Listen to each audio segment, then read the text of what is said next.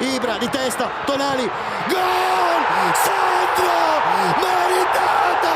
Sandro! Gol! Hello everyone and welcome to another episode of the SempreMilan podcast. I'm your host, Ollie Fisher, joined once again by Anthony Torgrud. What's up, guys? Glad to be back, and we don't actually have a loss to recount today, so it's exciting. Hopefully, everyone's tuning in again. I'm Madison. Thanks. I was hoping you were going to introduce me. We've been doing this for how long? And we still haven't nailed down the intro formula yet, but there you go. Episode 223. We still don't know. Is this 223? Jesus. Yeah. Yeah. Well, you could almost watch an episode a day for a year. That's crazy. Almost. Yeah. I might not do that, but if people want to do that, I wouldn't. And edit together some kind of highlights. There's a lot of I don't even watch our episodes. Yeah, listen and done. Yeah. So, boys, any of you bring any cake? Because it is Zlatan's birthday today. The big man turns 41. That'll have to do. It's pumpkin spice cake flavored, so it counts. Oh, very autumnal. Fucking gross. Fall, as you guys call it. Do you speaking like of sugar for breakfast? There's no sugar in here. You're very pixelated right now. I am? Yeah. Oh, Sounds I'm sorry fine. to hear that. Well, there's no sugar in the coffee if you didn't hear it the first time. Yeah, well, anyway, boys, speaking of fall and fall-related beverages, a few of our players took a fall on Saturday night, which wasn't ideal. Should not laugh. We will recap all of the injury news, of course, which we have to do, I guess, leading into the 3 crucial fixtures that we have upcoming as well. But the bottom line, I suppose, the main headline is Teo Hernandez, Fode Ballo-Torres, the man, which we all knew anyway. None of us ever really doubted the guy. I guess we don't make things easy. That's another thing. And I don't know, we got the job done, I suppose, against Empoli. I mean, I don't think any of us expected the game to go quite like that. Is that what you said? Do you recall my prediction? I thought you said we won 2-1. No, I said 3-2. 3-1. I said 3-2, and I said it was going to be a 94th minute winner. So I got most of that correct. Yeah, that is a good I don't remember effort. what I said, actually. Yeah, and we got shit on in the comments by someone who said, "Come on, guys, Empoli." Well, you're not laughing now. We literally all predicted a win as well. That's the funny thing. As I say, none of us really saw it coming quite like this. It was pretty damn dramatic. I mean, the game, do you know what? Up until Ante Rebic's opening goal, the game wasn't actually that bad. Both teams did have their chances. Obviously, there were no goals to show for it, so it admittedly looked like a more scrappy game than probably it was. And then everything burst into life in the closing stages. I think it would be fair to say. I must say, I was at a family meal for this one, so I just kind of had the game on my phone. And while I managed to see all the key incidents, apart from the last 5 minutes ish of the game, that was a hell of an experience to step off the tube and refresh the score, and it's gone from 0-1 to 1-3. And then looking down at the scorers and seeing that Ballo-Torres scored the winning goal, I did think I was living in a simulation or something. But yeah, I mean, it's not the same having to watch it on a phone and that without distractions. So I just really remember certain things, like when CDK should have had an assist when he squared that over to Leao, and that was a pretty good save, I'll be honest. I also took from it that Tata Rassanu was a bit shaky. There was one where he came for a cross and flapped it, sort of trying to reach backwards over, then had to get up, and he nearly let one under his legs at the near post. That didn't have me feeling particularly great. That near post one, he actually fell on it and stopped it with his hip. Like, he just set on it perfectly. Normally those squeeze out the other side, and maybe it's because he weighs as much as a feather, so it actually just stopped the ball. But yeah, it wasn't the best performance. Not that you should ever expect one from a backup goalkeeper, especially one who, you know, is admittedly pretty low caliber. Like, he's fine for a mid-table club, I think, but when you're pushing for a title charge, like, obviously he had a great spell with us last year, but don't expect Mignon levels from him, and you shouldn't, you know. And that's why I said it last week that I think Tata Rushanu is the guy you want to watch, because you never know what's going to happen when a backup goalkeeper starts. This is exactly it. This is the difference between a starter and a backup, and backup goalkeepers don't play a lot. It's not like a second string player coming off the bench who gets to play still half the games a season. You don't know what's going to happen because they're just not match fit. They're not fresh. And look, he wasn't saving that free kick. I do think Mignon would have, but it would have been a pretty spectacular save. It was a great free kick. So I don't even take anything. I don't put a lot of blame on Tata for that, just because it was such a good free kick, But at the end of the day, like, I don't think anyone expected a clean sheet from it. So it is what it is. And we still pulled it off. I will say I was livid when that went in. I mean, I sent a photo to the group chat. I don't know if you guys saw it, but I had just a plastic cup that I was drinking water out of. I was so mad after that free kick. It's still deformed. The cup is flat on one side now. And granted, it was fresh out the dishwasher. That's why the plastic was so malleable. But I'm fucking. It also looks like a dollar store cup. So don't be thinking it was $1, but how dare you? That was from Target. Yeah, I mean, I agree with you on the free kick, to be honest. He's pretty good, that Bayrami fella. I don't even know why he didn't start the game, to be honest, because he seems to be the one who looks the best against us. But yeah, I mean, I guess there was the moment as well in the second half where Tonali kind of got dusted. He tried to touch it back towards Tatarusanu, who didn't quite get enough on it. Got the ball stolen, and that was a smart save from Tatarusanu down low to his left. So I'll give him a bit of credit for that as well.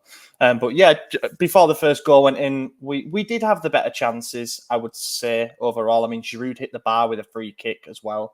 I remember saying to people I was at the meal with, this is definitely going in. Watch this. He's going to put it up and over the wall. Just skim the top of the bar, which was unlucky.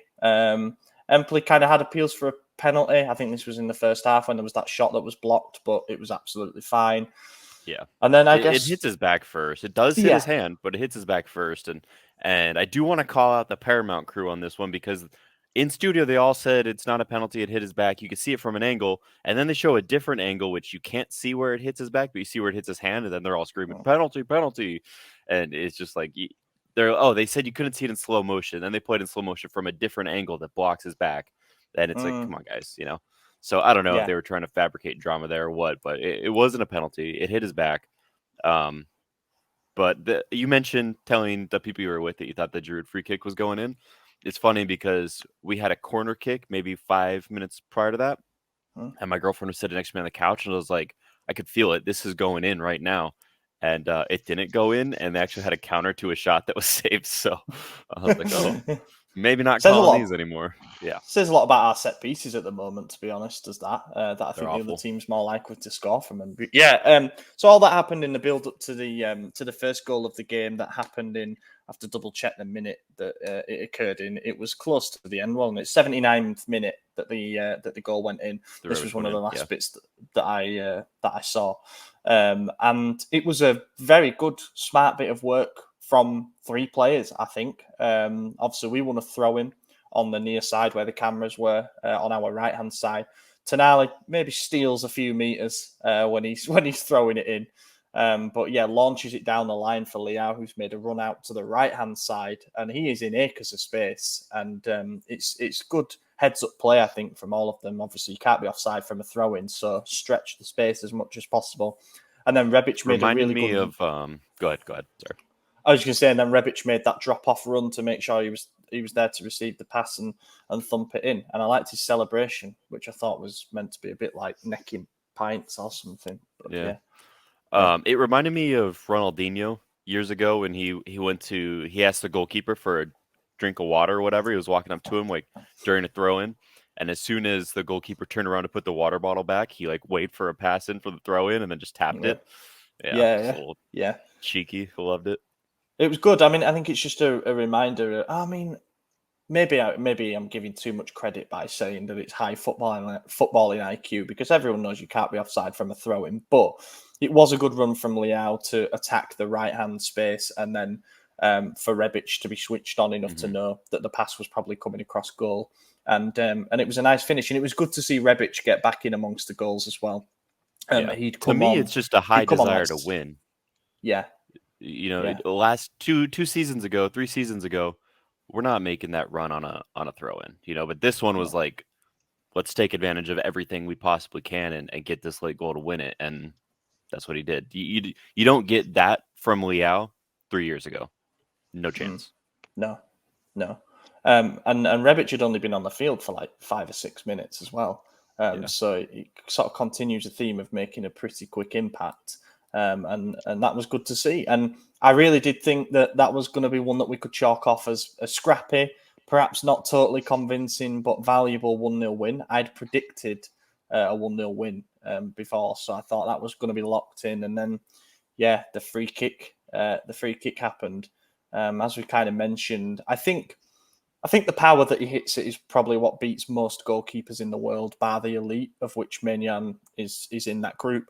Also, a bit of movement in and around the wall, and that seemed to have Tatarusanu wondering where to put his body weight. And then when he had to shift back onto the other side, he wasn't able to do so. And the ball isn't really anywhere near the top corner, but yet I don't find myself saying he should do better. I think it was just a well-placed free kick, and he hit it with good technique and good pace. And I thought that was it. As I say, I only found out the full-time score having stepped off the train, but surely most people thought we'd thrown away 2 points there. And perhaps if the game finishes 1-1, we're looking back and saying it's horrendous, it's a disgrace. Is it only with the benefit of hindsight and scoring 2 late goals amid the chaos that we can say, okay, job well done? Definitely. Yeah, I mean, you're going into the stoppage time 1-1, like, you drop points. A team you're expected to beat, given the injury situation, which we haven't even touched on yet, losing 3 players in 1 game due to injury, making 2 first-half substitutions because of injuries, ridiculous, especially in your back line, which was already depleted because of injury.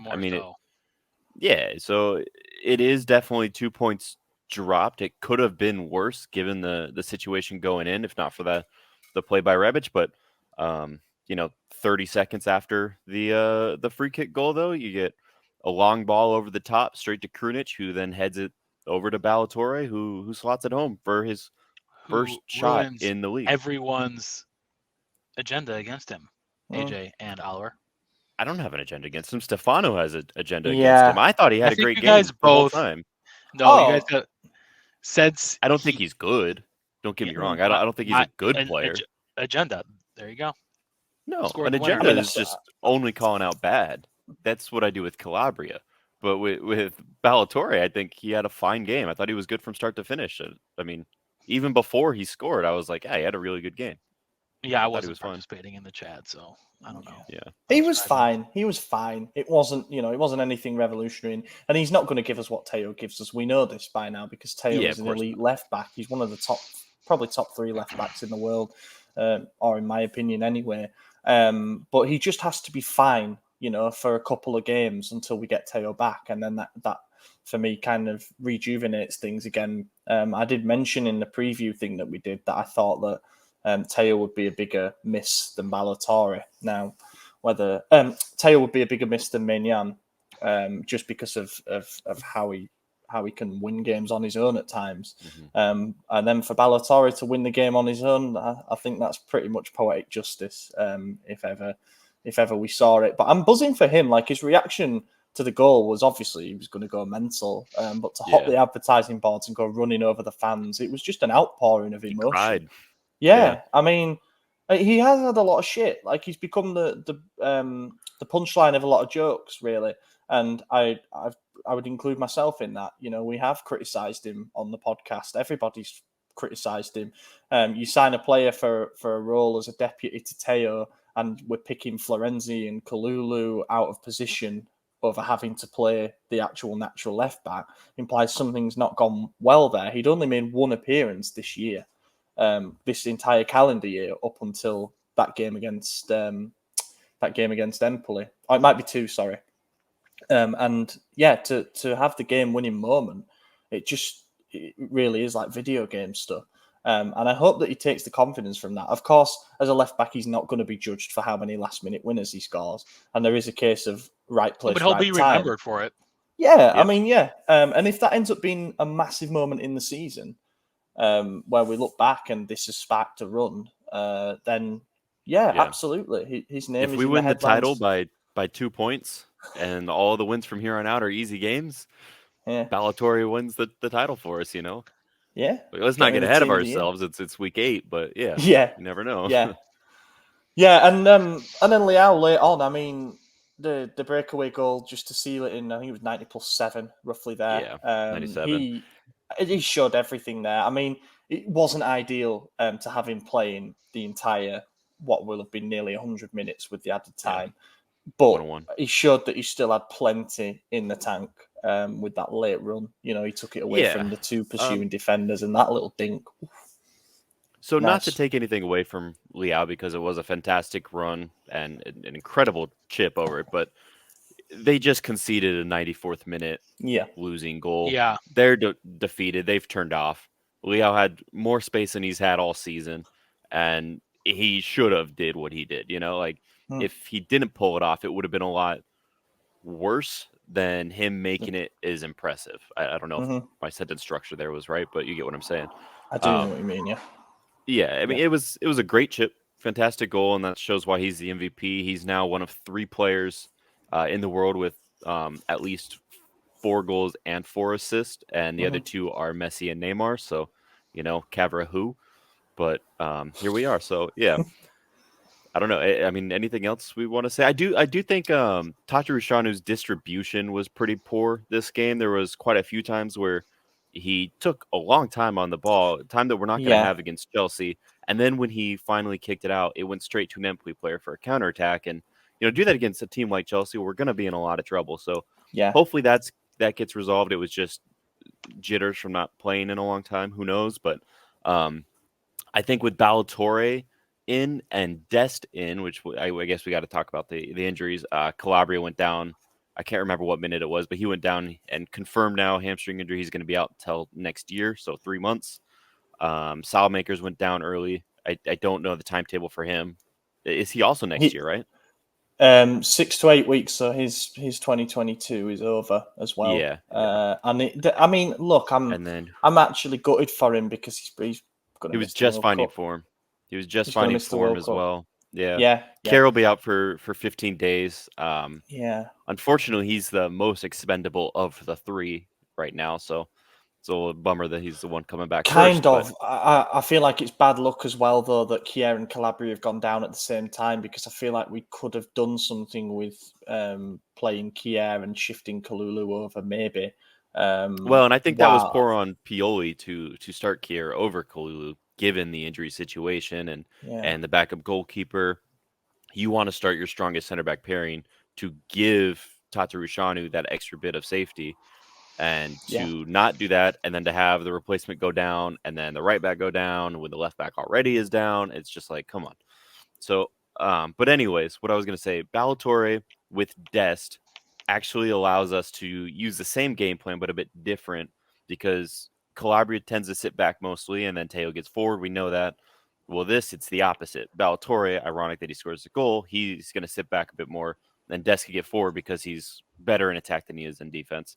So it's the same system, but on the opposite side, which is now going to drop defenders to the right side, which if we give the ball to, say, Krunic or someone, or Tonali, then they could lob it over to Leao, who should have more space than normal going into the Chelsea game, I think.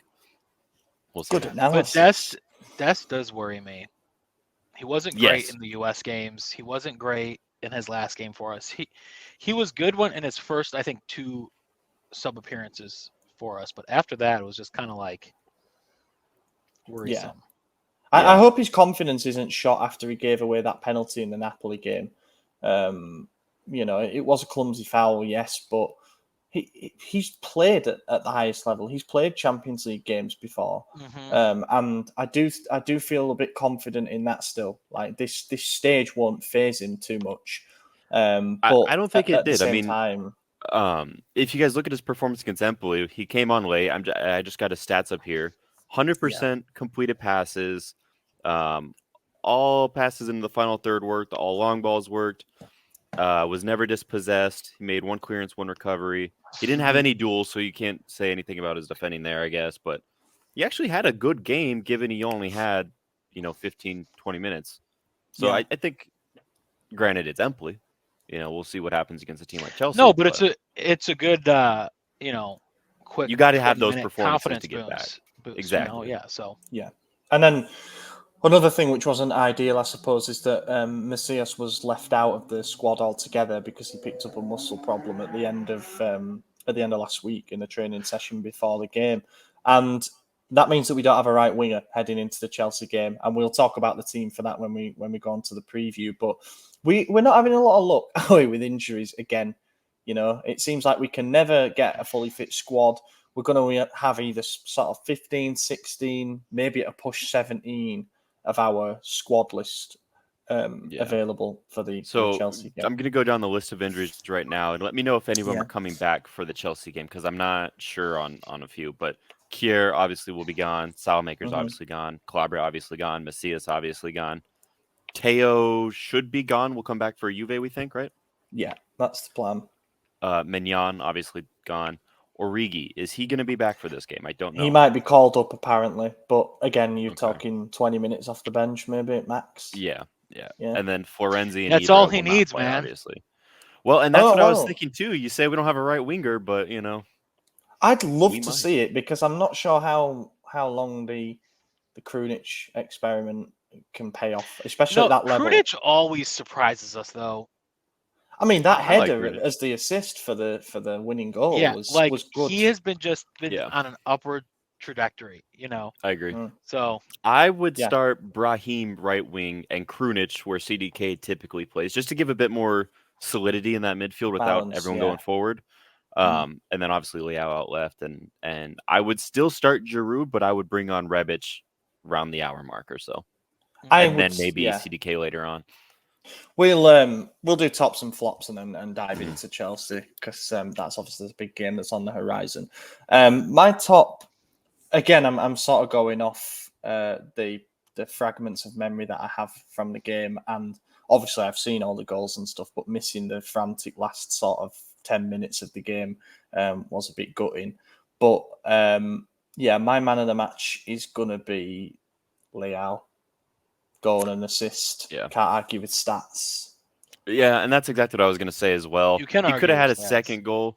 CDK laid a pass to him that was really perfect, and the goalkeeper made a great save with his foot. It was probably luck more than anything that it got saved. But and he had a few other chances. I can't remember the details of them, but I know he was in and around goal a lot. But since you said Leao, I'll go Ballatore, because we're probably never going to say that again, and he won. Yeah, true. True. The comment section is going to love this, but I only saw the first 20 minutes of the game. So, based on stats, I'll say Leao. Yeah, fair. I mean, I keep thinking that it's going to be the week of CDK. Like, he's going to finally get his first goal, or he's going to do something. I do think that pass to Leao deserved to be an assist, because the vision to just thread the needle and put it through. It's happened a few times. He should really be on 5 assists right now. I think he's leading, or he certainly was prior to the international break, leading Serie A in expected assists per game. And sounds right. That's crazy, really. Those haven't been turned into actual assists, which says quite a lot about us. But yeah, there wasn't a ton of standout performers. There was more shaky performances, I think, and injuries which disrupted the flow of the game as well. For us to have to make 3 substitutions due to injury and completely reshuffle the game approach, I think we did well just to come away with the win. But then flop of the match, I don't know. I actually don't know the answer to this. So I can't pick an injured player, because I was going to ask, is that something we could do? Yeah, I feel like that might be quite harsh. That's why he's the flop, because he got injured. Maybe Tonali. He looked kind of shaky, and he nearly gave away a goal.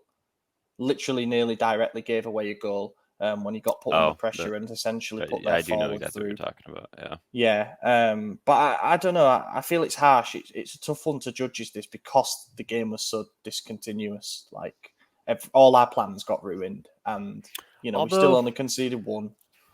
So yes, Tonali almost gave away that goal, because he gets dispossessed, he's chasing him down, and then he slides in front and touches the ball and kind of puts him in on that run. But if he doesn't do that, doesn't touch it and push it in towards goal, then the defender just runs straight down, and Ballatore doesn't have time to cut in. So I would argue that touch is what prevented the goal.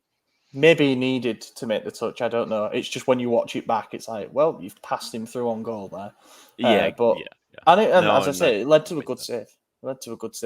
But yeah, I'm finding it hard to pick a flop. Did it lead to a good save? I thought that was when Ballatore slid in and that was the one where he opened himself up and aimed for the far corner and just didn't quite get there. And Tatarusanu had a that's right. That's when he sat on it. Yeah. Yeah.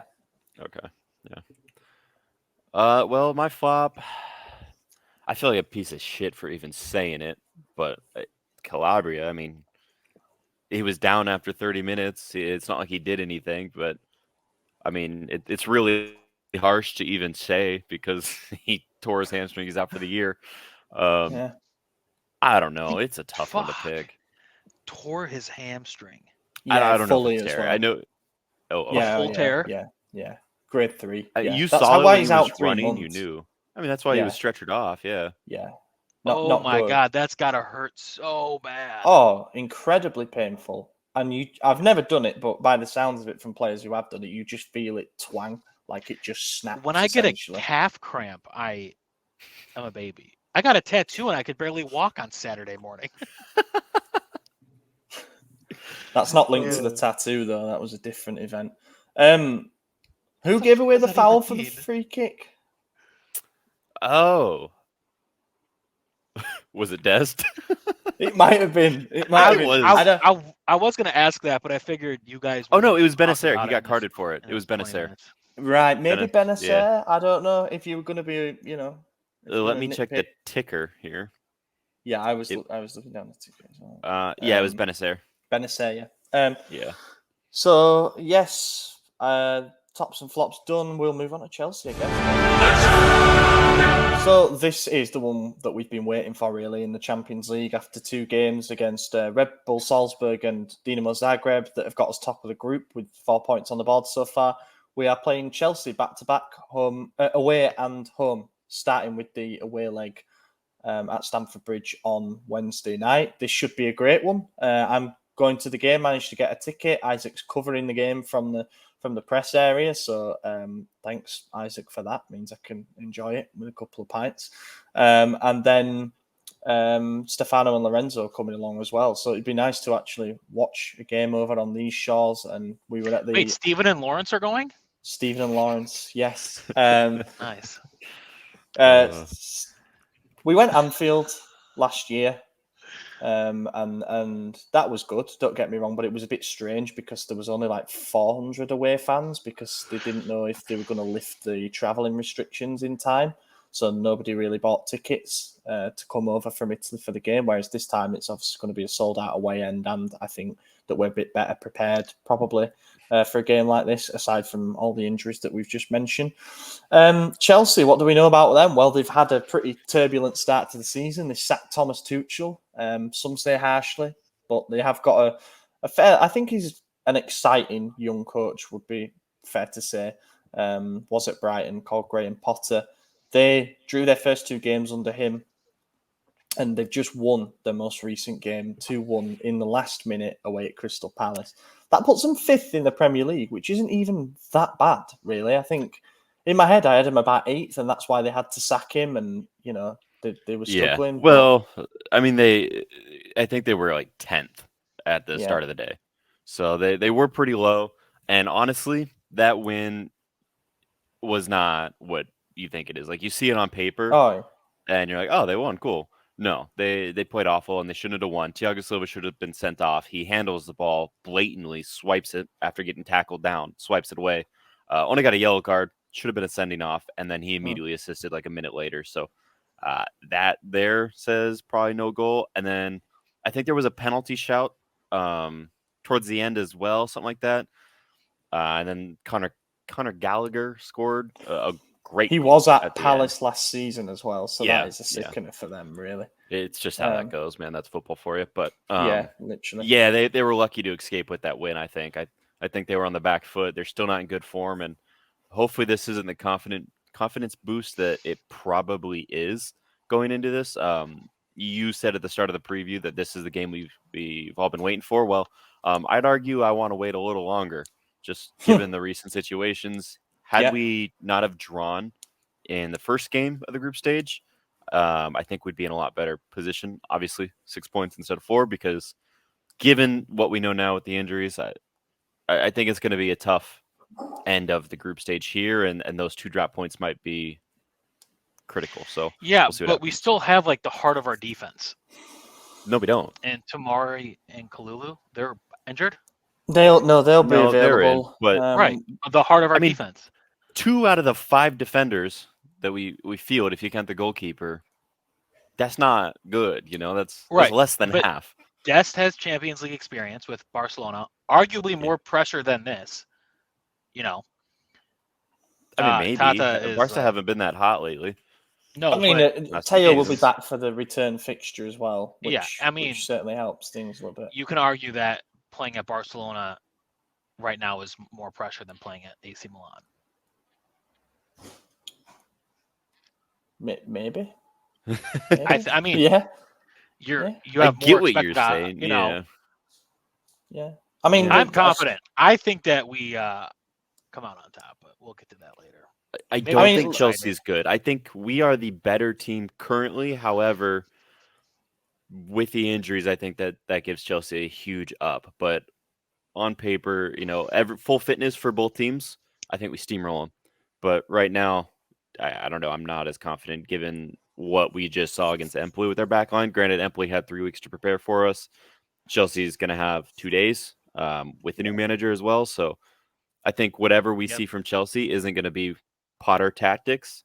I think it's just going to be whatever the players can come up with. They're still adapting to a new system that they might not have full confidence in, given that he came from Brighton and wasn't like a highly regarded manager in the first place. It's still a team that doesn't have a lot of chemistry. There was a lot of movement in the window for them, and they started off in poor form. So if there ever was a time to run past them, it's now. I just hate that we have to do it without Mignon, without Teo, without Calabria, without Zlatan, without everyone. It's ridiculous. Doesn't it feel like every big European game that we've had, we have these injury clouds? Yeah, it just feels like we can't go into anything and say, well, we've got a really good team available and this is going to be a good test for us. It's always like there's a caveat to it. I mean, I remember being really hyped when it's always against the English teams. I don't get it. Yeah, the Man United Europa League game, I remember thinking, if we're fully fit, I think we win this over 2 legs. But then we had to play like Samu as a striker. And, there was an absolute pile of injuries going into that game, and it felt like that a bit with Liverpool last season as well. Kind of cobbled and together. Arsenal in our first year back in Europa as well. Like it's literally every time we play an English team, I don't get it. It's not like they're putting a curse on us or anything, but it's just like it's coincidental bullshit. Yeah. It wouldn't be as bad if it wasn't English teams, because the English fans are just so unbearable. It drives me nuts. They don't understand context either. Like they think that they beat the first choice 11 just because they won't have done any research. But I have done research on Chelsea. Edouard Mendy is probably, I think he's 50-50 for this game. He's missed the last 2 or 3 with a muscle issue. Kepa, I guess, has done all right, but I think everyone knows that Mendy's a little bit better. N'Golo Kante, I don't think he'll come back, even though he's back in training. Probably won't be fit enough to start the game. And then the other one is Kucharaya. That's a big W for us, by the way. Yeah, I mean, I'm just looking at the team that they fielded against Palace was a 4-2-2-2. They have Fofana and Thiago Silva as the centre-backs, Chilwell, Reece-James, full-backs. Then they played Kovacic and Jorginho as a double pivot. Now, I really like Kovacic, but I think Jorginho's been hung out to dry a bit so far this season.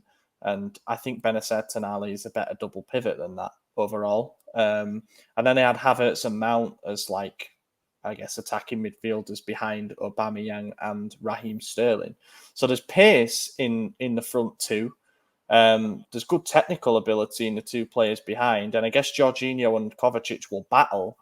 But it feels like they might have something to exploit down the middle. One thing weird about Chelsea, and I don't know if this trend's going to continue under Potter, but they rarely use the same formation in back-to-back games. I mean, it's always some weird thing, and like no one's ever playing in their set position. Like you look at Sterling, you say, okay, he's a winger, and then all of a sudden he's playing center mid or striker. You see that with Havertz, he's either striker, winger, right mid, attacking mid. Like you just never see anyone where you expect them to be. So Jorginho came off injured against Crystal Palace.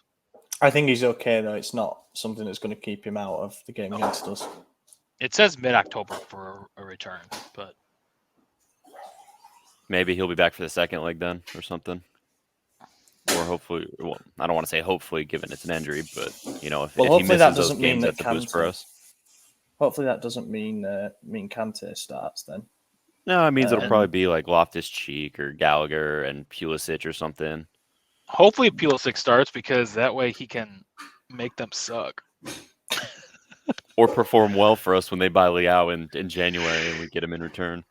You know, Maldini loves to buy a player who does well against us. Yeah, can't beat him, sign him.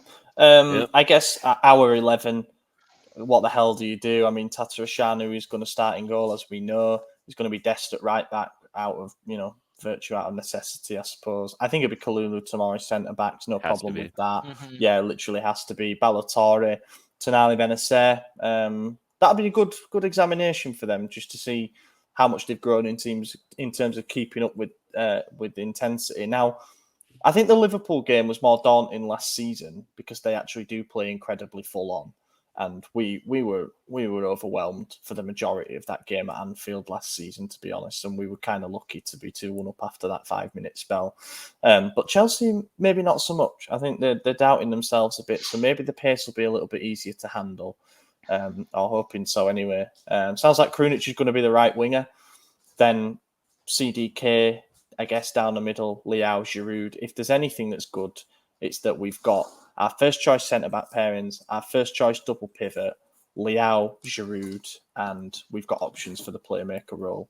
So there's still something there. But has Fofana been really good? I haven't, I guess, paid attention to him much, but because I think Leao could dribble past Thiago pretty easily. I think he's just kind of getting up there in age and reducing in speed and stuff. But I don't know how much about Fofana, who Leao probably is going to be facing the most, or Reece James, obviously. James. But Reece James is regarded as like a pretty good defensive fullback. So that'll be a good test for him to see if he does go straight up 1-on-1 with him. But Fofana as well is pretty athletic. So I don't think there'll be any Di Vrij, Bastoni stuff like there was in the derby. I think it'll be, as I say, a good examination, really. Unless we invert the wingers. Leao cuts in, goes down the right. Yeah, get him on the right like he did against Empoli. Score prediction then. I'll open up and be negative just to get it out of the way. I think there are just too many injuries here. We're going to field the starting 11. We're going to field a right flank that's never played together before. And then the starting 11 in general is just 4 or 5 players weaker than what it could be. But our right flank may have never played together, but Krunic has a lot of experience playing in our team, so it's not on the right wing. He doesn't.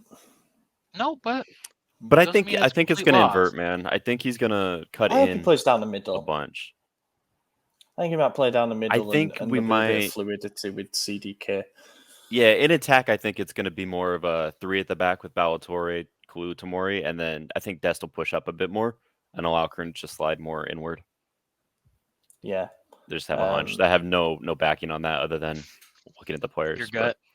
Yeah. Well, if it turns out to be right, you look like a genius. I'm gonna say 2-0 loss. I think this is a tough one. 2-0 loss. Wow. If they got Kepa in goal, and I don't think it'll be 2-0, but I do think they're scoring 2. I just can't decide if I think we're only getting 1 or if we're getting 2. I'm going to go with the draw just because I got too many Chelsea friends and I don't want them to have the bragging rights over this depleted team of ours. So 2-2. I think we win 2-1. I'll take I hope it. you're right. That'd be a bloody good night. Either way, I think it's good to see where our depth is at, and hopefully we have a healthier looking team when we welcome them back to San Siro, because we really should hopefully be targeting that one for 3 points, barring any more injuries, which I guess you can't rule out at this stage. Yeah, see how it goes, I guess. And on to Juve. So we host Juventus at San Siro on Saturday evening. It's not the night game; it's the evening game, which I think is like 5:30 Central European time. You can work that out for based on where you are. We welcome a Juventus side that are 7th in the table with 13 points from their first 8 games. They did win against Bologna 3-0 last night, but Bologna were pathetic, to be honest. And also, it was 1-0 until just after the hour mark, and then they scored twice in quick succession to kind of kill the game off. But yeah, as I say, Bologna are not pulling up any trees this season, are they? And obviously, they've sacked Sinisa Mihailovic, so they're figuring things out a little bit. I mean, I'll start with a sweeping statement. I just don't fear this Juventus team anymore.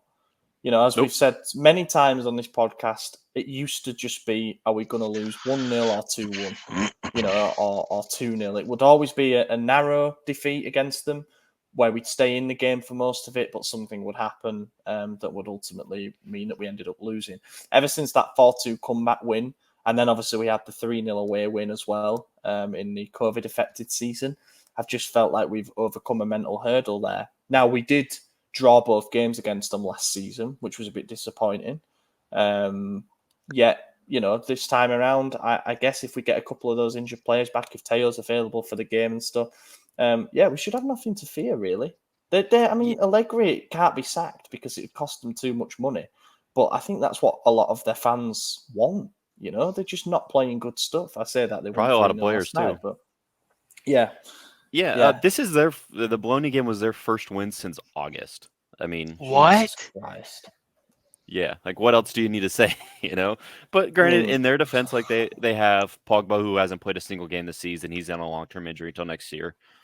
Chiesa, I think, returned to training for the first time today since like whenever that injury happened a long time ago. Di Maria is still suspended for our game, so he won't be playing. They have Vlahovic, of course. They have Kostic, who's been pretty well. Yeah, he's good.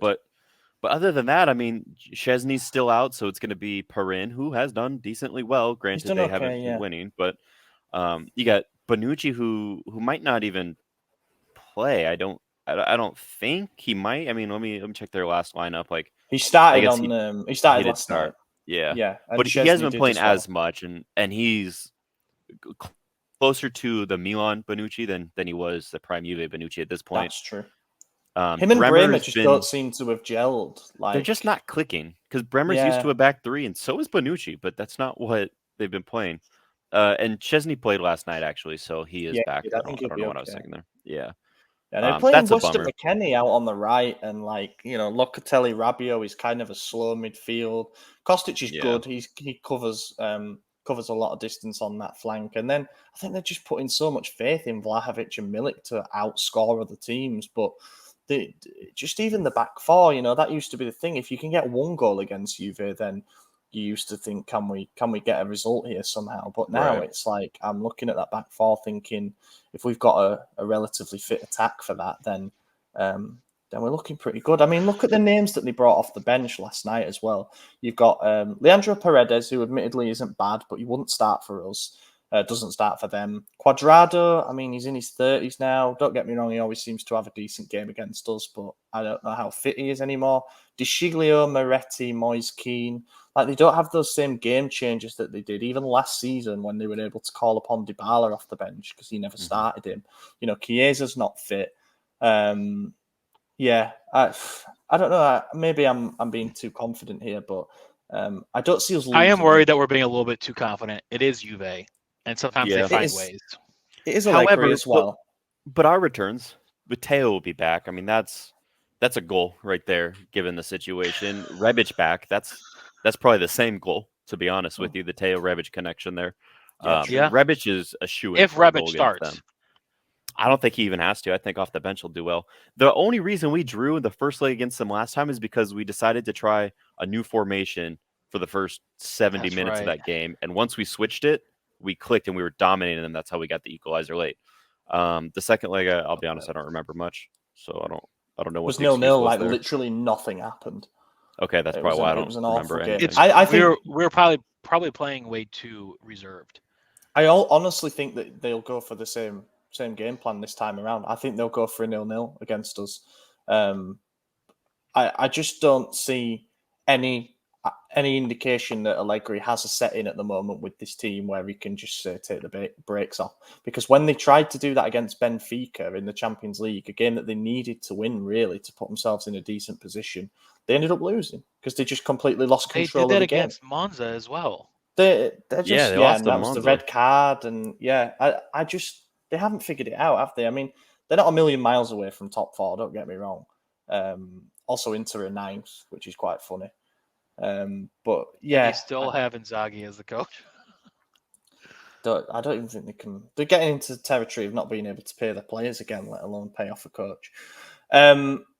Team news is going to be really hard to predict because we don't know about will Kier definitely make it back? Will Teo make it back? So we can't really do many predictions on the starting lineups, and obviously a lot depends what happens in the Chelsea game, if there's any shock starters there.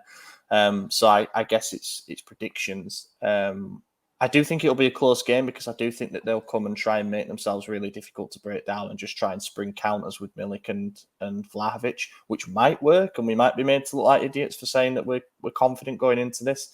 But I think we win 1-0. I do think we win.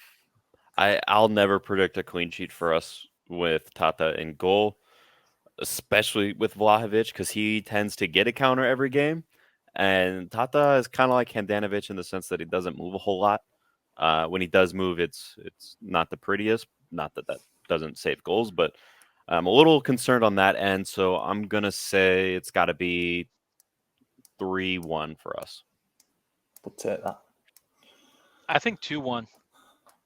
Like AJ, I don't want to predict a clean sheet, but I don't think we're going to lose it. And I think it's be closer than we think.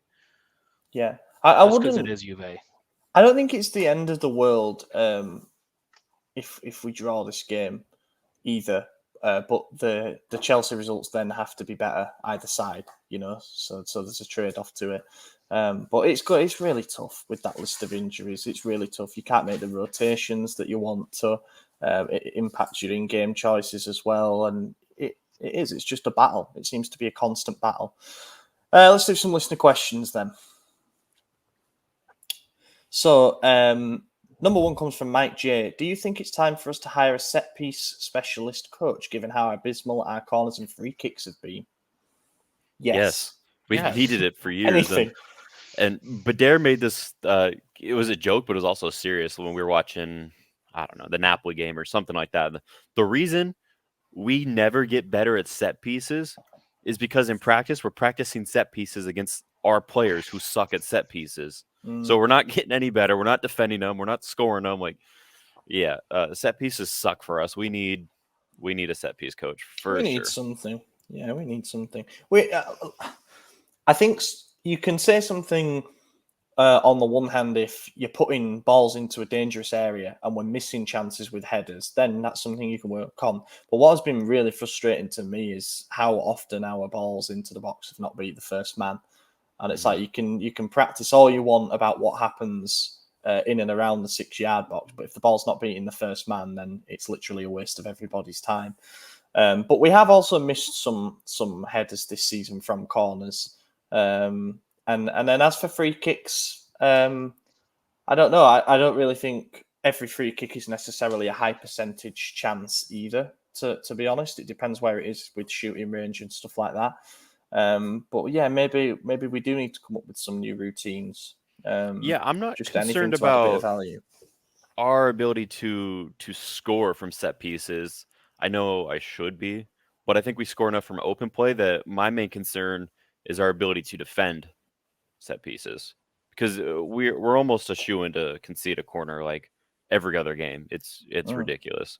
So I'd rather we focus on defending them, but then again, it's like, how do you defend better? Like grow taller, jump higher, so it's interesting that we've had different players for the last 12, 13 years, and we still concede headers from corner kicks every time.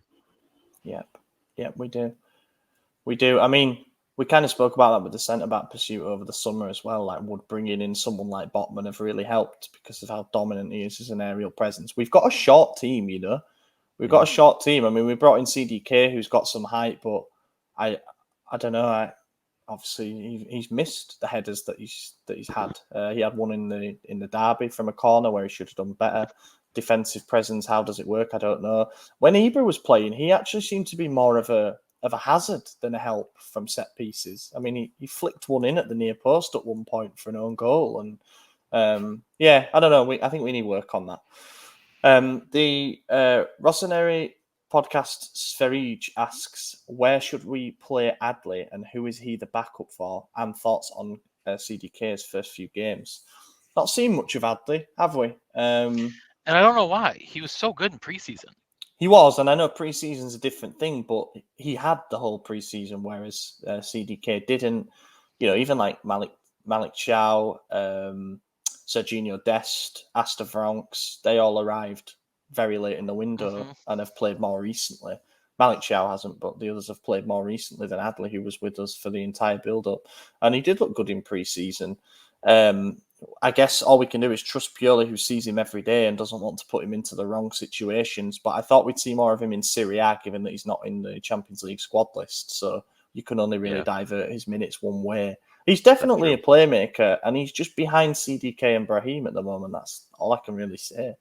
Yeah, he's got to just be behind them in the pecking order. And I think we know what Brahim's going to give us off the bench. He looks infinitely better off the bench than he does starting every single time.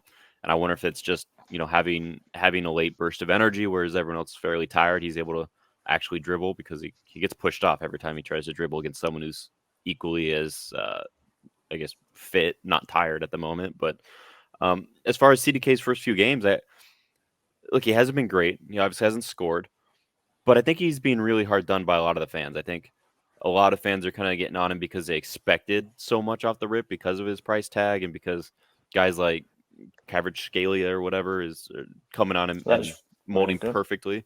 But look, you got to give kids time. I mean, emphasis on kid. He's 20, 21. Like, he's young and he's playing in a very big historic club. It's so much harder to adapt to a team that is defending champions versus a team who's, defending runners up for however many seasons in a row or whatever. Like, you can adapt to a team that doesn't have high expectations much quicker than you can a team that is like, okay, we're going for our 20th title this season, get it or it's a failure, so it's going to take a lot more. There's a lot more pressure. And I think with the amount of superstars we have, well, there's not a lot, but we have some superstars in Leao and Zlatan, who's obviously not playing, and Giroud, but his mentality might be more so like, let them take the glory and I'll build up play. And he has been. He should be on 5 assists right now, but he's not, because those superstars are failing to put away the chances that he's setting up for them, and they're good ones. It's not like they're stretches, So he's been a bit hard done, but overall he's been well. He's had a couple hockey assists, the pass that leads to the assist pass. So he's doing a lot more than he's getting credit for. It's just that final end product, which is what we expected from him, is not there, and that's why people are upset. Yeah, and I think an important thing is he still seems to be playing with confidence to me. Like that pass that should have been an assist for Leao in the Empoli game, to pick your head up and think, I can get that ball to him when there's all the bodies running back into the box, was a great bit of vision. And as I say, deserved to add another assist to the column. In terms of goal scoring, I know he scored 18 last year.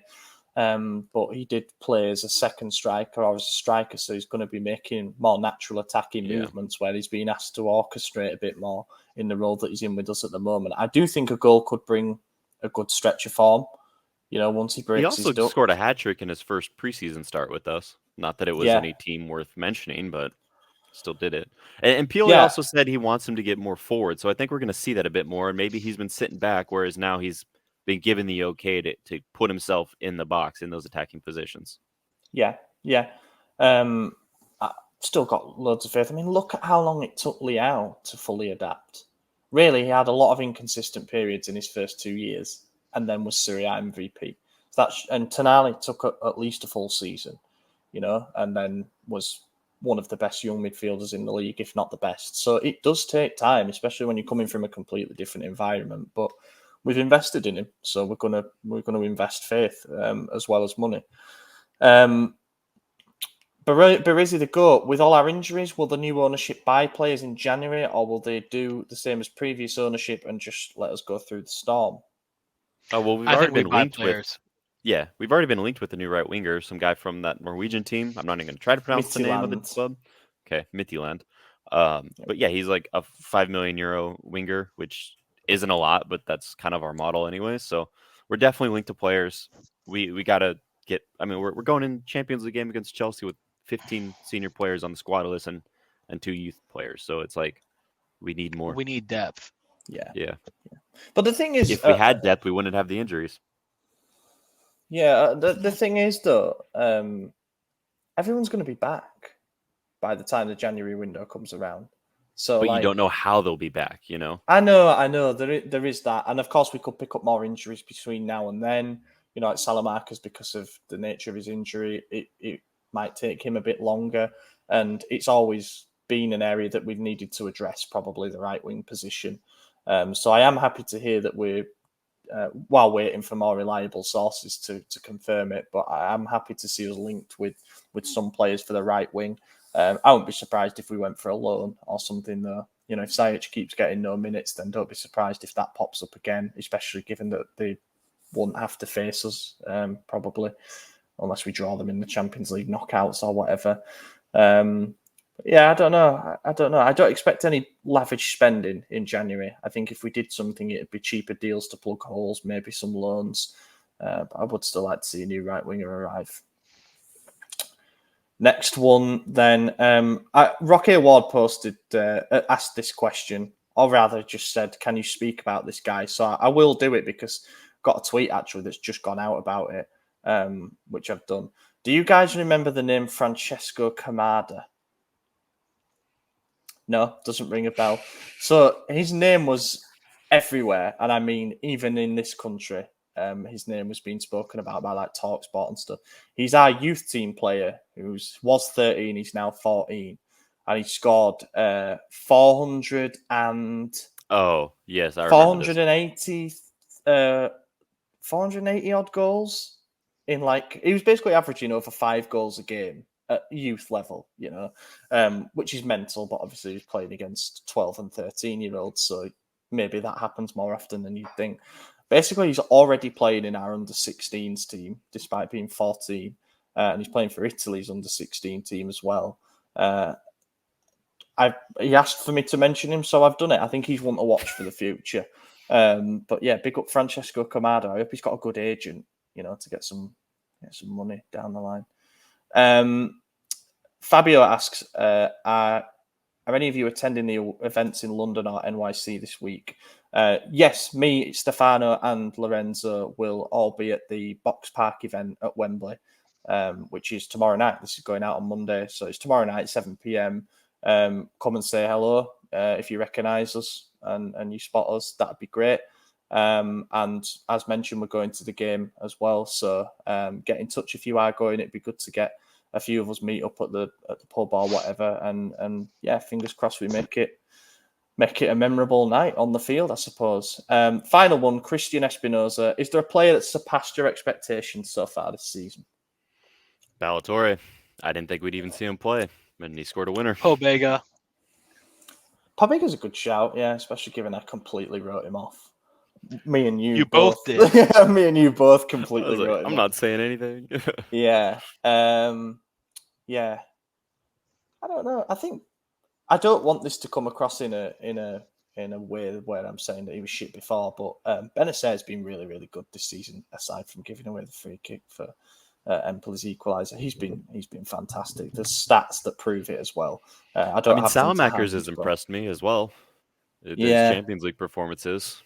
I think he has come back better than... Obviously, he's injured again now, so that doesn't reflect great. But I think he's come back better than I expected. You know, he'd been out for like 8 months, having had his knee basically reconstructed. And I wasn't expecting him to look sort of how he did before. I thought he'd look way slower or less confident or anything. But it's good to have him in and around the fold, you know. But yeah. I still got worried every time he'd push forward, just knowing how slow he was. Yeah. And I don't think he is the speed that he was before. I think he has gotten slower. So I think he's going to get kind of turned around quite a bit if he's pushing forward like that. Yeah. Still, he shouts a bit, doesn't he? So We do need that. Thank you very much if you made it this far in the episode. Please drop us a like and a comment. That'd be great on YouTube. Give us a rating if you're listening on one of the other podcast platforms. We would really appreciate that. And keep getting involved in the wiki quizzes that I've been doing on Twitter. They're quite fun ones to do. See if you can name the player from the clues that are on screen. I've been your host, Ollie Fisher. You can find me on Twitter at Ollie Fisher. AJ, thanks for joining. Yep, Torgid45. That's right down there, and it's been fun. We'll see you guys next week. Have we decided on a time? I think Monday. We're doing Monday. Yeah, we're going to go on Monday again. Yeah, it'll be the same time. The next Chelsea game is going to be the next day after, so it won't be the most up to date, but still listen because you guys are loyal and awesome, and we love you all. Madison. Follow me on Twitter, Edward__Toth, and hopefully I'm here next week. Yeah, fingers crossed. If not, then Madison has a baby due next week, so might not. Yeah, not Madison personally. Well, obviously his wife, but obviously I'll probably get hate in the chat for not being fully attentive. So chat in the comments. Thank you very much for watching, everyone. We'll catch you in a week's time. Eccolo Ante in area di rigore, Ante, vibra, gol! Vediamo se è buono, ce lo dà buono,